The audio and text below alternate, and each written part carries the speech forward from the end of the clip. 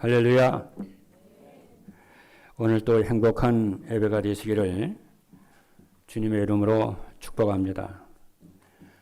오늘은 237 전도를 위해 버림받은 자를 부르심이라고 하는 말씀입니다. 오늘 주일 예배 시간에는 하나님의 말씀을 가지고 한 가지 이상씩 응답받기를 바랍니다. 그렇게 마음을 딱 먹어야 돼요. 그래서 응답이 뭐냐 하면은 하나님의 말씀이 응답입니다. 왜 그러냐면은 하나님의 말씀은 하나님이시기 때문에 그게 응답입니다. 예배 시간에 받은 말씀이 여러분이 집중해서 사모하는 마음으로 말씀을 듣다 보면은 여러분의 문제에 대한 해답과 응답으로 이렇게 느껴지고 깨달아 이렇게 지게 됩니다. 그러면 그 말씀을 한 주간 동안 여러분이 기도하면은 말씀이 성취되는 체험을 여러분들이 하게 될 것입니다. 그래서 오늘 여러분이 예배를 드리고 말씀을 받고 가실 때에 그냥 가지 마시고 꼭 이 세 가지를 한번 해보시기 바랍니다. 가면서 여러분 무슨 생각하시냐면은 하나님, 오늘 주신 말씀이 무엇인가요? 질문해 보세요. 가시면서 그냥 가지 마시고. 그리고 왜 하나님 오늘 이 말씀을 제게 주셨습니까? 그리고 하나님 주신 이 말씀을 어떻게 내 삶 속에서 한 주간 동안 적용하고 살까요? 이렇게 질문을 여러분이 한 주일 동안 하시면은 하나님의 성령께서 여러분의 생각과 양심에 말씀을 이렇게 주실 것을 믿습니다. 이것이 기도고, 이것은 묵상이고 응답입니다. 제가요, 과거에 그런 일이 체험한 적이 있어요. 제가 하나님의 부름을 받고 이제 신학을 하기 위해서 이제 서울을 올라오기 전에 잠시 이렇게 공백이 이렇게 있었어요. 그때 이제 섬기는 교회 장로님이 저한테 부탁을 하더라고요. 제가 이제 서리 집사였는데, 집사님이 교회를 좀 이렇게 좀 봐줄 수 있겠냐 그러더라고요. 그래서 그 당시에 이제 그 서울의 큰 교회, 여의도 순복음교회 이제 부목사님으로 계셨던 목사님이 제가 섬기는 교회 이제 담임 목사님으로 새로 이렇게 오셨어요. 그래서 그러던 어느 날 이제 40일 새벽 기도를 이렇게 하는 중인데였는데요. 그때 이제 담임 목사님이 새벽 기도를 마치고 이제 강단에서 내려오려면은 이제 그 방송실 이렇게 이렇게 해야 돼요. 그러니까 강단 바로 옆에 방송실 조그만했어요. 벌써 한 40년 넘게 43년 전이기 때문에 그렇습니다. 본격적인 그런 앰프 시설이 아니었어요. 그래서 이제 목사님이 새벽기도 설교를 마치고 이제 방송실로 이렇게 내려오시는데 저는 그때 방송실에 있었지요. 방송실에 있었는데 제 갑자기 내려오자마자 제 멱살을 휘어잡더라고요. 그러면서 조인트를 까더라고요. 너무 갑자기 당한 일이기 때문에 저는 너무 그랬죠. 그러면서 하시는 말씀이 뭐라고 그러냐면 앰프를 조정을 안 한다는 거예요. 그 말씀 딱 하시더라고요. 그때 이제 소리가 이제 잘 났거든요. 소리가 잘 났고 또 이렇게 또 그 교회가 제가 섬기는 교회가 이제 큰 대교회는 아닙니다만 한 300명 모이는 그런 교회였는데 재정도 부족하지는 않아요. 그래서 이제 목사님이 이제 그때 당시에 광주에서 이제 영상 TV 있잖아요. 광주에서 처음 이렇게 도입을 해가지고 썼거든요. 돈도 부족하지 않아요. 그리고 앰프가 안 좋으면은 서울에 연락해가지고 좋은 앰프 시설하면 설치하면 되잖아요. 그러지 않습니까? 그러는데 너무 황당하게 이제 그렇게 하니까 너무 황당한 거죠. 그래서 제가 그냥 꿀떡 삼켰어요. 뭐 살다 보면 이런 일도 있고 저런 일도 있을 수 있는데 뭐 그런 것 때문에 뭐 이렇게 뭐 시험 들 필요가 있겠나? 뭐 교회라고 그런 일이 없겠냐 싶어서 그냥 꿀떡 삼켰어요. 아무 말도 안 했어요. 그래서 저는 어차피 이제 몇 개월 있으면 신학을 하기 위해서 이제 서울에 올라갈 판인데 이제 새로 부임한 목사님인데 그거 가지고 이렇다 저렇다 말할 필요도 없고 뭐 목사님 새로 사역을 하시는데 뭐 나쁜 뭐 할 필요 없지 않습니까? 근데 어느 날 이제 그 얘기를 들었는가 봐요. 그 목사님 사모님이. 근데 제 집사람한테 손을 잡고 말을 하더랍니다. 그때 집사님이었는데 우리 제 집사람한테 집사님은 내 언니야, 내 어머니야 그렇게 말을 하더래요. 그게 이제 고마웠던 모양이죠. 그게 뭐 진짜 그랬겠습니까? 인사라고 그랬겠죠. 이루하니라고 그랬겠죠. 그죠? 그래서 제가 이제 그 일 후에 이제 신학을 하기 위해서 이제 서울에 이렇게 올라오기 전에 이제 그 목사님께 인사하러 인사하고 가야 되겠다는 생각이 들어가지고 갔더니 목사님이 자기가 말을 해줄 테니까 순복음 신학교 장학금으로 이렇게 다닐 수 있도록 해주겠다고 그냥 정중하게 정중하게 거절을 했어요. 그랬더니 이제 축복을 하시고 보내시더라고요. 저는 근데 이상하더라고요. 그 이후로요, 하나님이 저를요, 계속 축복을 하시더라고요. 신학할 수 있는 문을 열어주시고요, 복음을 깨닫게 하시고요, 그러죠. 교회 개척의 문을 열어주시고요, 전도하는 단체를 만나게 하시고요, 여러분과 같은 참 복음 사랑하는 사람들을 만나게 하시고, 지금까지 계속 인도하시고요, 경제문을 하나 열어주시고, 계속 그러더라고요. 그래서 진짜 우리가 하나님 앞에 서면은, 저는 그때 하나님 앞에 섰거든요. 사람 앞에 안 서고, 사람 앞에서 우리가 섭섭하고 막 그러잖아요. 하나님 앞에 딱 섰거든요. 어떻게 하면 교회를 위해서 살 것이냐, 이렇게 생각을 다 한 거죠. 진짜 하나님의 복을 주시더라고요. 제가 그때에 이제 그런 황당한 일을 제가 당한 적이 있고요. 그리고 또 황당한 일이 또 있는데, 오늘 본문에 있는 말씀을 보면은 예수님을 보면요, 참 예수님께서 이제 죄인들을 구원하시기 위해서요, 이 땅에 오셨잖아요. 이 땅에 딱 오셨는데 바리새인들과 서기관들이 힘을 합쳐서 예수님을 죽이려고 하잖아요. 어떻게 해야 되겠습니까, 여러분? 너무 황당한 일 아니겠어요? 물에 빠진 사람을 건져주니까 보따리를 내놓으라는 것 아닙니까? 그래서 오늘 본문에 있는 말씀을 보면은 여러분들이 지나가는 본문이 아니라 여러분이 기도 응답을 받을 수 있는 아주 중요한 말씀을 본문에 딱 나와요. 또 다른 이제 하나의 이제 또 황당한 일인데요. 예수님이 제자들을 부르지 않습니까? 오늘도 이제 예수님이 제자를 부르는 내용이 나와요. 제자를 딱 부르는데 어떤 사람을 제자로 부르냐면요, 여러분 아시는데 제일 먼저 바닷가의 어부를 제자로 불러요. 그리고 우리가 지난주에 봤잖아요. 그리고 예수님 누구를 제자로 부르냐면은 세리를요 제자로 불러요. 그렇죠? 저는 이 말씀을 딱 보면은 너무 충격이에요.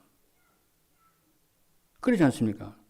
예수님이 제자를 부르시는데 똑똑하고 잘난 엘리트들을 부르는 것이 아니고, 또 유대, 또 예루살렘 그 수도에서 제자를 부르는 것이 아니고 저기 갈릴리 바닷가에서 제자를 불러요. 그뿐만이 아니에요. 예수님이 제자를 부르는데 누구를 딱 제자로 부르냐면요, 세리를 딱 부르는 거 있죠. 그렇죠? 여러분 생각 한번 해보세요. 너무 황당하지 않습니까? 아니 조그마한 회사도 직원들을 뽑을 때게 이력서 써라, 뭐 시험 보고 막 인턴십하고 뭐 이렇게 인터뷰하고 막 그러지 않습니까? 근데 예수님이 세계복음을 하는 제자들을 뽑는데 이렇게 지금 부르시는 거예요, 이게. 윤리 도덕적으로 보면요, 이해가 안 되고요. 상식적으로 봐도 도저히 이해가 안 돼요. 너무 황당해요. 여러분, 세리라고 하면은 세금 거두는 사람이잖아요. 그렇죠? 그리고 세금 거두는 사람을 지금처럼 생각하면 안 돼요. 로마가 이스라엘을 지배하던 때에 세금을 거두는 방법입니다. 로마에서 세금 거두는 사람을 뽑을 때에 착한 사람 뽑지 않아요. 그렇잖아요. 동네에서 돌아다니는 깡패나 건달들 뽑습니다. 그리고 말을 합니다. 세금은 얼마든지 거둬도 좋다. 절반은 로마 정부에 바치고 절반은 네가 먹어라. 그리고 말을 듣지 않는 사람이 있거든. 그들은 감옥에 집어쳐 넣어라. 그러나 네가 우리 말을 안 들으면은 로마의 힘으로 너와 네 가문을 죽일 것이다. 이것이 로마 정부하고 세리하고 맺는 계약 관계예요. 계약 조건입니다. 그렇잖아요. 그래서 그때 당시에 세리들은요, 거의 부자로 살았고요. 유대인들은 세리들을요, 이스라엘 나라를 배신한 천하의 악한 사람으로 취급을 하고요, 상종을 이렇게 안 했어요. 그런데 예수님이 갈릴리 해변 가버나움 세간에 있는 레위를 제자로요, 딱 부르는 거예요. 이 레위가 누구냐면요, 마태복음을 썼던 사도 마태가 레위예요. 그렇죠? 그래서 오늘 마태복음을 마태가 썼거든요. 그 세리가 마태가 썼거든요. 자기가 마태복음 여기 쓰면서 자기 이름을 한번 넣어야 되잖아요. 그러니까 또 나오는 거 뭐냐면은 하나님의 성령의 역사지만은 마태복음 9장 9절에 보면은 예수께서 그곳을 떠나 지나가시다가 마태라 하는 사람이 세간에 앉아 있는 것을 보시고 이르시되 나를 따르라 하시니 일어나 따르니라. 자기의 말을 거기다 한 절 딱 집어넣어요.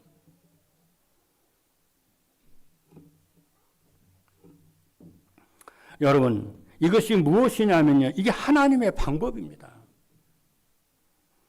왜 하나님은 세계의 복음화를 하는데 그 잘난 유대인들을 뽑지 않고, 그죠? 예루살렘에서 뽑지 않고, 그러죠? 왜 세계 복음을 하는데 하나님이 돌 감람나무, 참 감람나무 있잖아요. 로마서에 나오는 얘기예요. 참 감람나무가 이렇게 있는데 그게 이제 이스라엘 백성이거든요. 유대인들이거든요. 그 유대인들을 참 감람나무 잘라가지고, 그렇잖아요. 자르고 돌 감람나무 이방인들 딱 거기다 접을 붙여요. 그 말 나와요. 왜 하나님이 세계 복음을 하는데 유대인들을 안 쓰고 이스라엘을 안 쓰고 왜 이방인들을 세워가지고 이방인들로 하여금 세계 복음을 하게 하시냐는 거예요.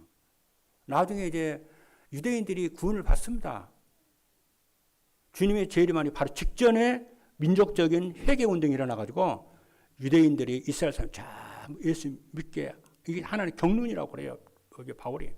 그 전에 이방인들을 참 감람나무를 잘라가지고 거기다가 돌 감람나무 이방인들 붙여가지고 전 세계를 복음하신다니까요. 희한하지 않나요?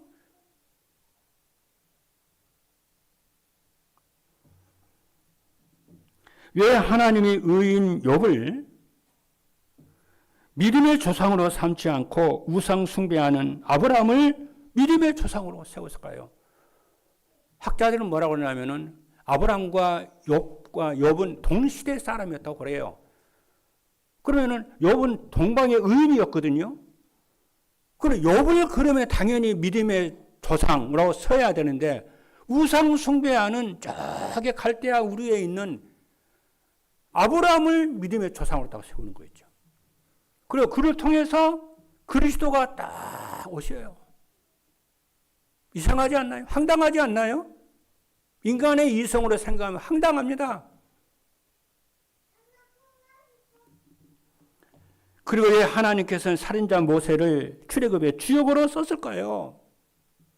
왜 하나님께서는 목동 다윗을 왕으로 세워서 그리스도의 족보를 딱 이었을까요?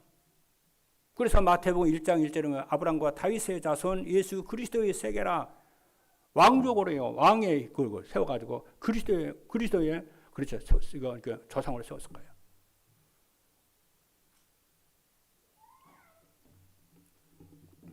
여러분, 이것이 무슨 얘기냐면요. 하나님의 은혜라고 하는 거예요. 이것이 성경 전체 줄거리고요. 이게 교회사의 전체 줄거리입니다. 이걸 모르면 성경을 이해를 못해요. 왜 하나님께서 똑똑하고 잘난 에리틀리들을 세계복음화에 쓰지 않고 여러분과 저같이 부족한 사람들을 하나님의 백성으로 세우셔가지고 전도자로 세우셨느냐는 거예요. 그렇게 해서 버림받은 자들을, 죄인들을, 모자란 자들을, 가난한 자들을, 병든 자들을 세워서 똑똑한 자들을 부끄럽게 하시고 의인들을 부끄럽게 하시고 강한 자들을 부끄럽게 하시고 그죠? 부자들을 부끄럽게 하시고 왜 그러느냐는 거예요. 오늘 우리는요 정말 하나님 앞에서요 말씀 앞에서 조용히 자기 자신을 돌아보면서 여러분이 하나님의 큰 응답을 누리기를 바랍니다. 그런데 예수님이 이제 그 레위, 마태 레위를 다 제자로 다 부른 다음에요. 오늘 본문에 나오는 얘기예요. 나온 다음에 그 레위 집에서 마태의 집에서 식사를 딱 하세요. 그러니까 이제 레위가 이 마태가 세리잖아요. 세리니까 세리 그 친구들이 그 마태의 친구들이 많이 와요. 그 예수님이 식사하는 그 자리에. 그리고 죄인들이 많이 이렇게 와요. 물론 거기에 또 바리새인의 세계관들도 와요. 은혜 받으러 오는 것이 아니죠, 지금. 이들은요. 뭔가 좀 꼬투리를 잡으려고 오는 거죠, 지금요. 창기들도 오고, 죄인들도 오고 막 그래요. 그러니까 서기관들이 지난번에는 중풍병자의 죄를 사한다고 예수님께 시비를 걸더니 오늘 본문에 있는 말씀을 보면은 예수님이 죄인들하고 식사한다고, 죄인들과 같이 논다고, 같이 교제한다고. 교제한다는 건 단순히 밥 먹는 걸 말하는 게 아니잖아요. 그 사람을 수용한다는 얘기잖아요.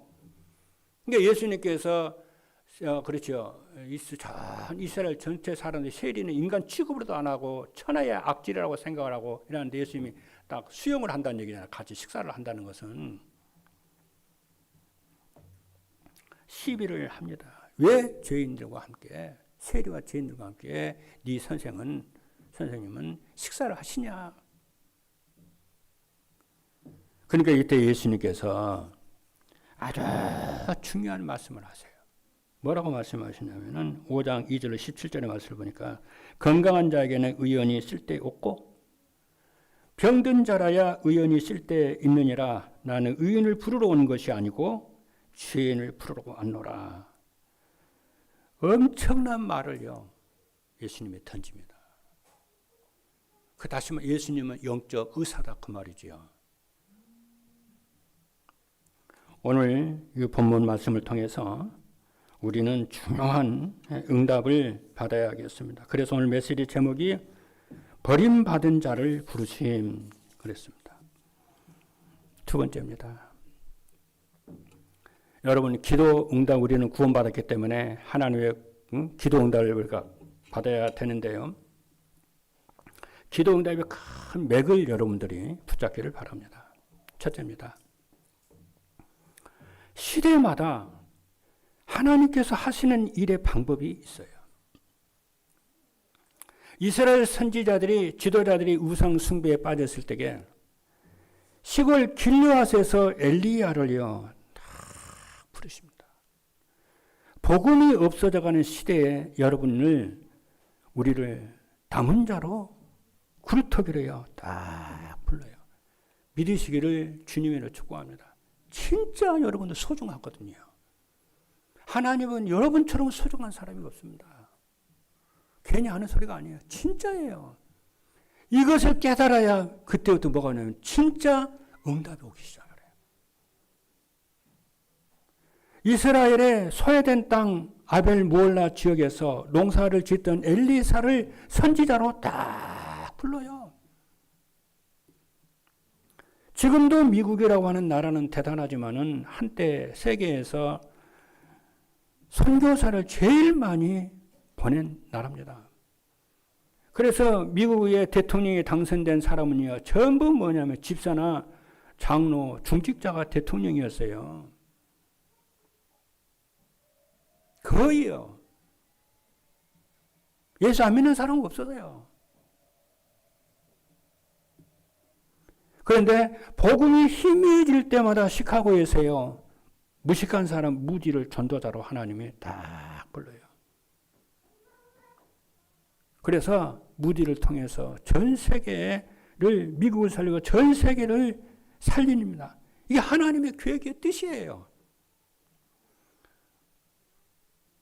이 말은 하나님은 무식한 사람을 쓰고 엘리트를 안 쓴다 그 말이 아닙니다. 하나님은 시대마다 누구를 부르시냐 하면은 이렇게 복음을 사랑하는 사람, 복음을 귀하게 생각하는 사람, 복음을 위해 사는 사람을 하나님이 다 부르십니다.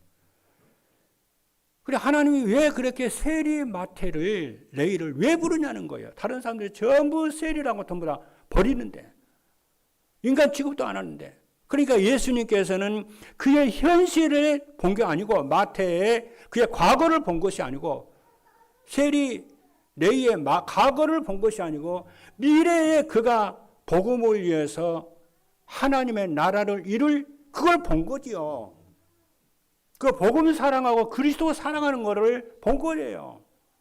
그러니까 성경에 보게 되면은 이 세리장 삭개오가 또 나오지 않습니까? 삭개오를 또 다 하나님 불러요.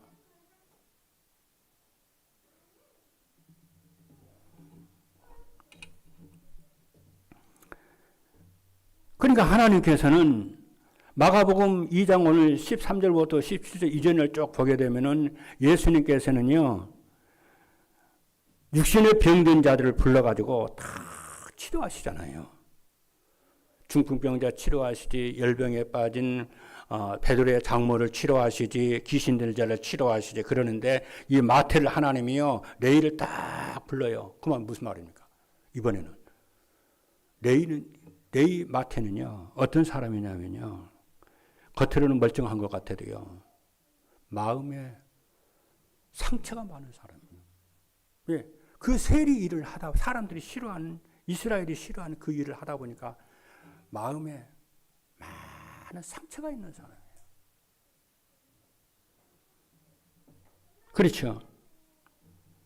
그리고 정신적으로요, 시달리고 마음에 깊은 상처가 있고요. 그게 이제 세리 마태입니다. 그렇잖아요.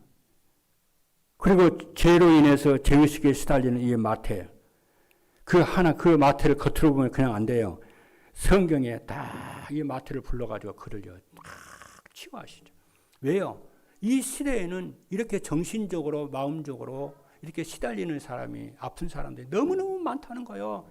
그러니까 마태를 하나님 치유하시고, 레이를 하나님 치유하셔가지고, 이 땅에 하나님의 나라가 이루도록 다 하신다니까. 그래서 오늘 여러분들이 이 복음의 말씀을 받고, 여러분의 과거, 언약 딱 잡으세요.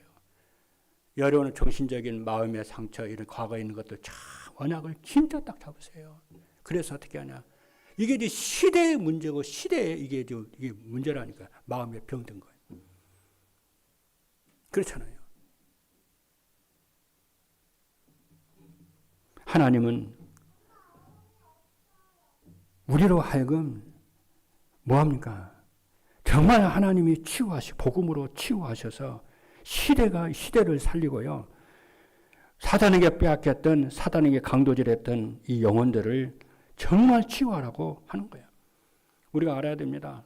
홍수가 나면 먹을 물이 없잖아요. 물은 마른데 홍수는 먹을 물이 없다니까요. 그렇지 않습니까? 그래서 미래의 사단의 전략이 뭐냐면은 복음이 희미해져 가게 하는 거예요. 그리고 예배를 모르게 하고요. 보좌의 능력을 모르게 하는 시대가 바로 미래의 사단의 전략입니다. 여러분 강단에서요. 이 복음을 계속 전하지 않습니까? 그러면 그 말씀을 들을 때는 별거 아닌 것 같은데 여러분들이 계속 복음의 말씀을 5년, 10년 계속 듣지 않습니까? 소리 없이요. 가정과 가문의 흑암이 무너지고 저주가 떠나가고 그렇죠? 이게 다 치유가 된다니까요. 근데 이 강단에서 복음의 말씀을 안 들으면요. 뭔가 모르게 열심히 일을 하긴 하는데 뭔가 모르게 안 돼요. 힘들어요.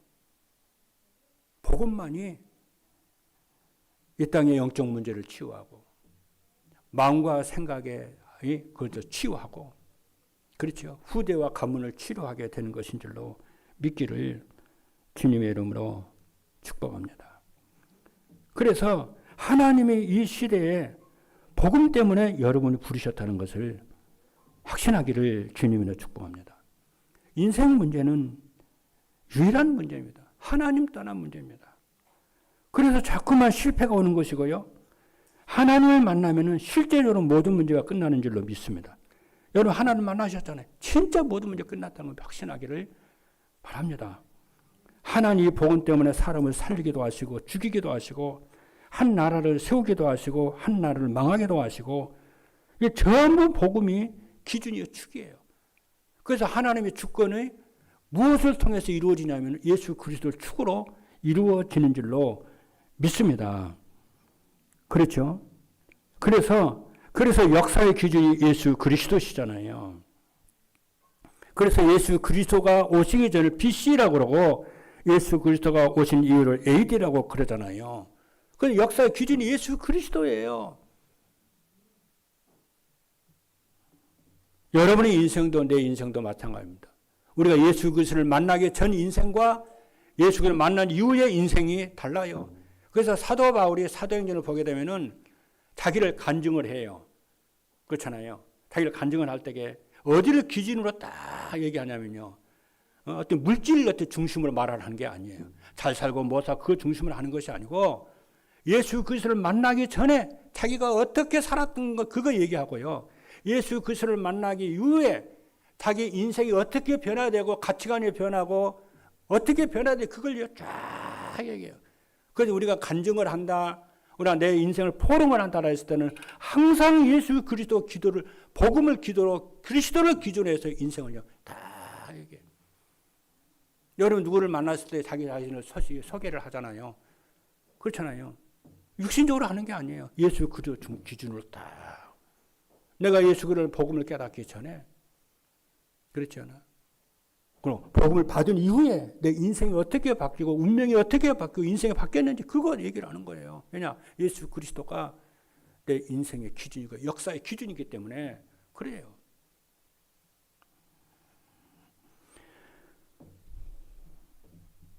예수 그리스도께서 영적 문제를 가진 자를 그렇죠. 마태를 레위를 다 찾아오신 거예요.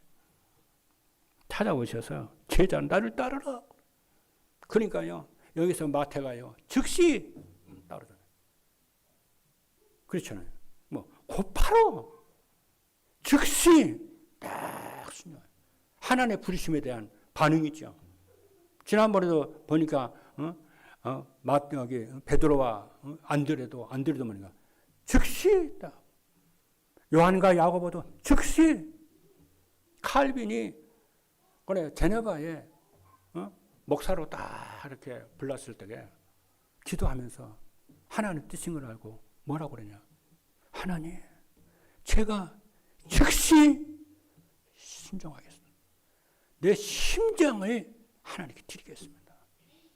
언제나 그리스도의 제자들은, 복음을 깨닫는 제자들은요, 하나님의 뜻이면은 즉시 합니다. 계산하지 않아요. 하나님 그 인생을 책임져 주시고 역사하실 줄로 믿습니다. 그렇죠? 그래서 여러분들이 그렇잖아요. 그래서 여러분들이 내가 구원을 받았는데, 그렇잖아요. 내가 구원을 받았는데 지금도 내 앞에 이런 문제 저런 문제 갈등이 있을 때에 예수 그리스도의 인생을 답을 내고 믿음을 여러분이 갖기를 주님의 이름으로 축복합니다. 왜냐? 성경이 그렇게 말씀하세요. 이사야 22장의 말씀을 보니까 벽에 못이 잘 박혀야 거기에 그 벽에 그 못에 모자도 걸고 가방도 걸고 그렇지 않나? 하나님의 말씀이 우리 속에 잘 박히면은 이스라엘의 모든 영광이 그 못에, 말씀의 못에 딱 걸린다고 그랬습니다. 여러분 하나님의 언약을, 그렇죠. 하나님 언약이 여러분의 마음판에 정말 잘 박힌 못처럼 박히게 되기를 주님의 이름으로 축복합니다. 오늘 이 시간에도 성령이 친히 역사하심을 믿으시길 바랍니다. 오늘 이 시간에도 여러분을 향한 하나님의 계획이 있음을 믿고 하나님의 뜻이 이루어지는 시간임을 확신하기를 주님으로 축복합니다. 하나님 우리의 임마누엘 교회와 정말 우리의 교회를 통해 의정과 강북을 살리고 세계의 복음을 증거를 하나님의 주실 줄로 확신하기를 주님으로 축복합니다. 그리고 그리스도는 완전한데 왜 나는 이렇게 문제가 있는가? 그 속에서 가장 좋은 것을 찾아내시기를 바랍니다. 이게 제일 중요한 응답을 찾아내요. 이것이 복음 가진 사람의 비밀입니다. 시대마다 아무 힘없는 사람을 하나님을 부르셨다니까요. 어떤 사람입니까? 복음 사랑하는 사람. 여러분들에게 병이 찾아올 수도 있고요. 경제 문제가 있을 수도 있고요. 자녀 문제, 인간 갈등의 문제가 있어요. 그 속에서 하나님의 계획이 다 있어요. 그 속에 문제 속에 하나님의 응답이 있다니까. 하나님이요. 아브라함이 그렇잖아요. 아브라함 성경 말씀을 보니까 아브라함이 그렇죠. 아브라함 자녀가 없었어요. 후손이가 없었어요. 그러니까 하나님 뭐라고 그러냐면요. 네 후손이 하늘의 별과 같이 바닷가의 모래처럼 창대할 것이다. 그러거든요. 그러니까 아브라함이 이때 그 말씀을 다 믿었어요. 그래서 하나님이 그 아브라함의 믿음을 보시고 너 의롭다 그랬어요. 그게 뭐가 다릅니까? 보통 사람들은 자기 자신을 보고 안 믿거든요. 내가 이러는데 안 믿거든요. 근데 아브라함은 자기 자신을 믿은 것이 아니고 자신의 실력과 재능과 자신의 환경을 믿은 것이 아니고 전능하신 하나님, 자기와 함께 하신 하나님의 능력을 믿었다니까요. 그래서 하나님이 그것을 의롭다 그러신 거예요. 오늘 여러분들이 여러분 자신과 환경과 여러분의 상태를 믿지 말고 그걸 보고 불신하지 말고 전능하신 하나님을, 여러분과 함께 하시는 하나님을 믿기를 주님의 이름으로 축복합니다. 그렇죠? 그래서 여러분들 문제 속에서 하나님의 축복을 찾아 누리시길 바랍니다. 결론입니다. 항상 여러분들이 선택을 올바로 하는 것입니다. 현실의 어려움이 올 때에 하나님의 계획을 붙잡고 정시 기도, 무시 기도 집중하시고 현실에 지지 말고 육신의 것을 버리고 영적인 것을 붙잡기를 바랍니다. 어떤 집사님이요. 교회를 갔는데 성가대에 잘생긴 미남이 있었거든요. 그래가지고 사람이 괜찮은 줄 알고요. 시집을 갔어요. 3개월을 결혼해서 3개월을 그럭저럭 이렇게 살았는데 그때부터 3개월 지나자 문제가 오기 시작했어요. 이 남자가요. 직장도 안 가고요. 어디 가서 일도 못하는 거예요. 나중에 알고 보니까 무엇이든지 그렇게 하는 거예요. 일도 중간에서 하다 말고 공부도 중간에서 하다 말고 노는 거예요. 그 정도는 괜찮아요. 그 정도는 괜찮고 일도 중요한 노름까지 이제 하는 거예요. 근데 이 사람이, 이 여자가 보통이 아니야. 자기 때문에 그렇다는 거예요. 자기가 기도를 못해서 그래. 지금 같은 여자도 안 그럴 거예요. 그죠? 난리 나겠죠. 이렇게 다 참고 사는 여자가 어디가 있겠어요? 옛날이요. 30년 전에, 40년 전에. 참고하시라고요.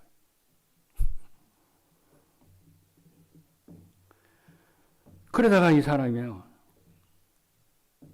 어떻게 하냐면은, 집을 나가면은 한 달, 두 달 있다고 들어오고. 그래서 어느 날 이제 집을 나갔는데요. 3년이 돼도 안 들어오는 거예요. 노름아니라고.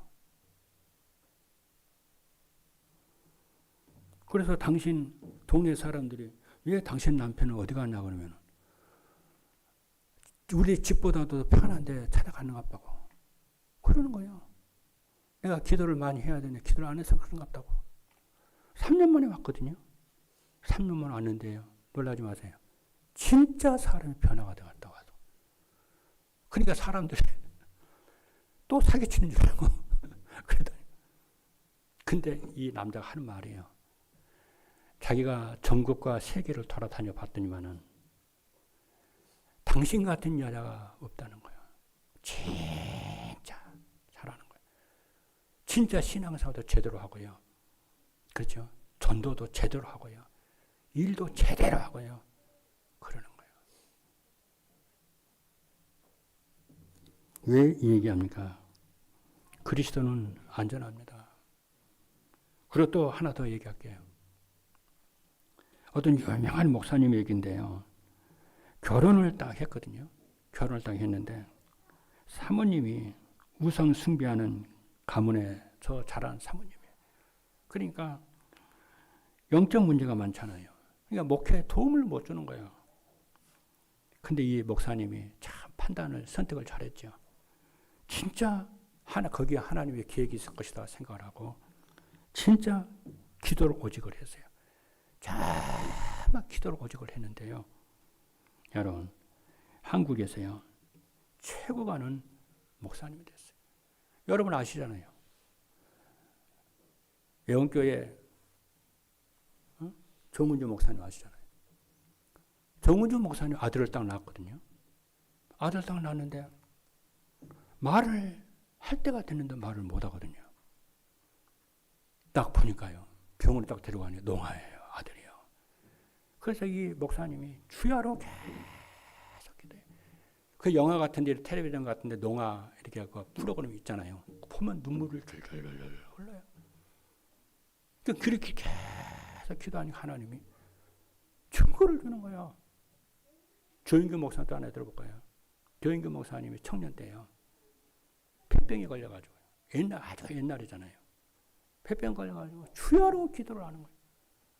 하나의 능력과 은혜를 받아가지고요. 세계복음하는 목사님으로 다 거듭난 줄로 믿습니다.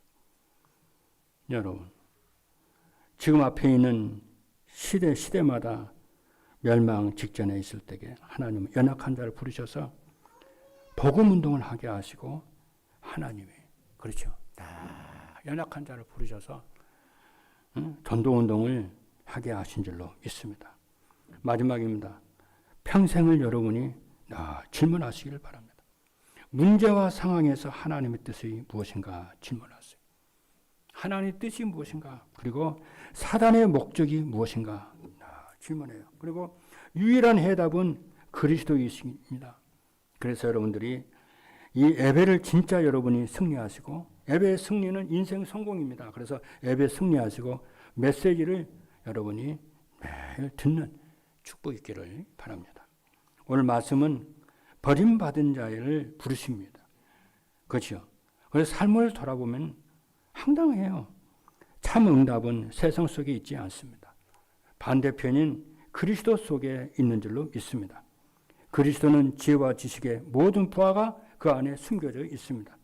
지우하여서 교회와 현장을 살리고 부르신 거예요. 그래서 문제와 갈등과 위기 속에서 언약 붙잡고 믿음을 선택하시기를 바랍니다. 오늘 마태는요, 처음에는 세리였어요. 그런데 마태가요, 하나님의 은혜를 받고 하나님의 은총을 받아가지고 마태복음이라고 하는 세계적인 명작품을요 다 남겼어요. 그 오고 오는 모든 시대에 영향력을 끼치는요 이런 사람이 되잖아요. 그래서 여러분의 로마서 16장에 여러분들은 로마 16장에 산업인이여 중직자가 될 것을 믿고 세계복음화하는 귀한 귀중한 전도자인 것을 믿고 승리하시기를 주님의 이름으로 축복합니다. 기도하시겠습니다.